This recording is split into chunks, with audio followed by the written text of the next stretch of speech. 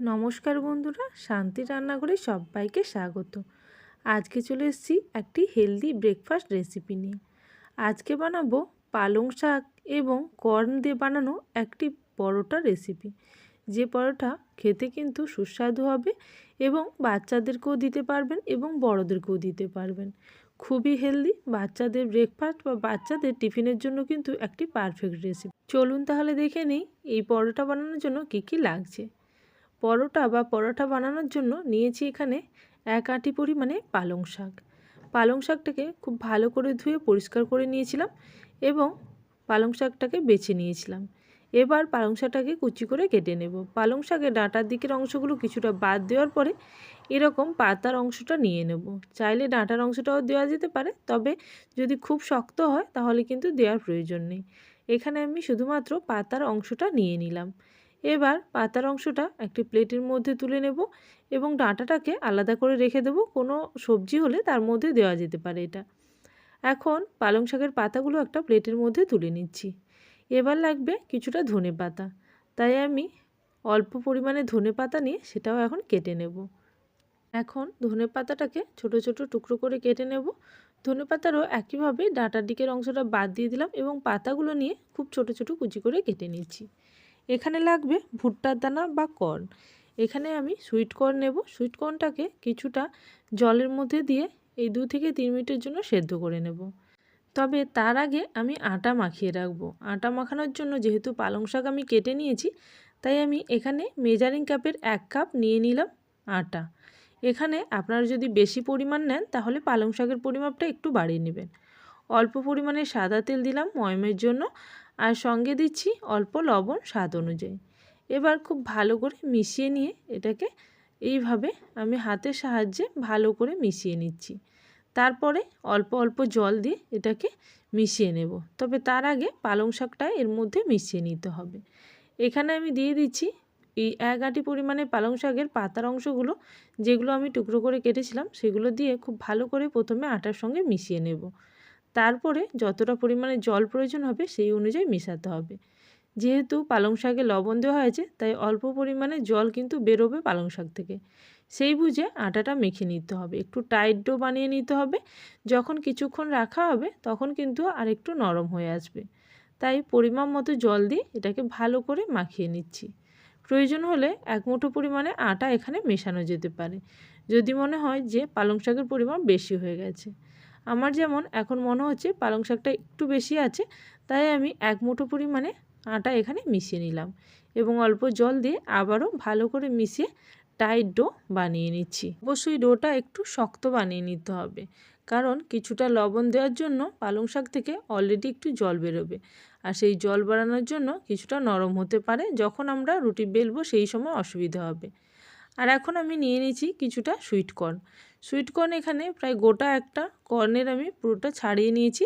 এবার অল্প পরিমাণে জল দিয়ে এটাকে সেদ্ধ করে নেব ওই 3 থেকে 4 মিনিটের জন্য। আর যদি প্রেসার কুকারে সেদ্ধ করেন সেক্ষেত্রে একটা হুইসেল দেওয়ার পরে বন্ধ করে সঙ্গে সঙ্গেই কিন্তু খুলে প্রেসার কুকার থেকে বের করে নিতে হবে সুইট কর্নগুলো, না হলে কিন্তু জল ঢুকে গিয়ে সুইট কর্নগুলো একটু প্যাচপ্যাচে টাইপের হয়ে যাবে। এখন সুইট কর্নের জল ঝরিয়ে নেওয়ার পরে এইভাবে আমি একটি হ্যান্ড চপারের সাহায্যে এই সুইট কর্নগুলোকে একটু মিহি পেস্ট করে নেব।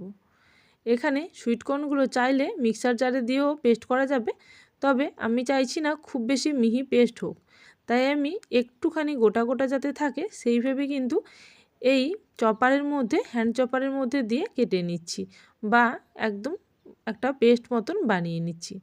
এখন দেখুন এইভাবে কিন্তু একটি পেস্ট বানাতে হবে।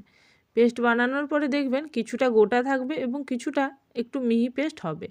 এইভাবে যখন বানিয়ে নেবে তখন কিন্তু পরোটার মধ্যে যখন এই পেস্টটা দেওয়া হবে আর মুখে যখন খাওয়ার সময় লাগবে তখন কিন্তু খেতে ভালো হবে। এইভাবে একটা প্লেটের মধ্যে আমি সমস্ত সুইট কর্নটা নিয়ে নিচ্ছি। এবার এর সঙ্গে আরও কিছু উপকরণ মেশাবো। যে উপকরণগুলো মেশাবো সেগুলো আমার বাড়িতে থাকাই কিছু উপকরণ লাগবে। যেমন সবার প্রথমে আমি এখানে দিয়ে দিচ্ছি অল্প পরিমাণে লবণ। লবণ দেওয়ার পরে দিয়ে দেবো কিছুটা পরিমাণে লঙ্কার গুঁড়ো এবং গরম মশলা। লঙ্কার গুঁড়ো এখানে 1 টিস্পুন দিলাম এবং গরম মশলা এখানে প্রায় 1.5 টিস্পুন পরিমাণে দিলাম। তবে এই গরম মশলা নর্মাল গরম মশলা নয়, এখানে জিরে, ধনে, পানমৌরি সমস্ত কিছুই ছিল। বলতে পারেন একটা ভাজা মশলা। এই মশলা থাকলে এখানে জিরে বা ধনে দেওয়ার প্রয়োজন নেই। আপনারা যদি এমনি নর্মাল গরম মশলা দেন তাহলে অল্প জিরে এবং ধনে গুঁড়ো এখানে দিয়ে দিতে পারেন। এবার ধনে পাতা দেওয়ার পরে খুব ভালো করে আমি মাখিয়ে নিচ্ছি। চাইলে হাতের সাহায্যে মাখানো যেতে পারে, আমি এখানে একটা স্পুনের সাহায্যে খুব ভালো করে মাখিয়ে নেব। এই মিশ্রণটা আমার একেবারে রেডি হয়ে গেছে। এই মিশ্রণটা আমি সাইডে রেখে দেবো। এটা পরোটার পুর হিসাবে রেডি হলো। এবার আটাটা যে পরিমাণে মাখিয়েছিলাম সেখান থেকে কিন্তু 4টা লেচি হবে। এখানে এই লেচিগুলো একটু বড় সাইজের রাখতে হবে, কারণ এই পুরটা বেশি পরিমাণে দিয়ে কিন্তু আমি পরোটাটা বানাবো। আর সেই জন্য যদি ছোট পরিমাণে লেচি কাটা হয় তাহলে ফেটে বেরিয়ে আসতে পারে। তাই একটু বড় সাইজের এইভাবে লেচি কেটে নিয়ে অল্প ময়দা বা আটার সাহায্যে খুব ভালো করে এটাকে বেলে নিতে হবে। এবার লেচিটাকে অল্প ময়দা বা আটা দিয়ে চাকতির মধ্যে রেখে এইভাবে হাতের সাহায্যে একটু প্রেস করে বড় করে দেব। আর এখানে আমি চিজ দিচ্ছি, আপনারা চাইলে এটাকে স্কিপও করতে পারেন, তবে বাচ্চাদের যেহেতু টিফিনে দিচ্ছি তাই চিজ দিলে ওরা কিন্তু খুব সহজেই পরোটাটা ফিনিশ করে আসবে। তাই অল্প পরিমাণে চিজ দিয়ে এইভাবে আমি তার উপর দিয়ে দেবো আমি যে পুরটা তৈরি করে রেখেছিলাম সেই পুরটা।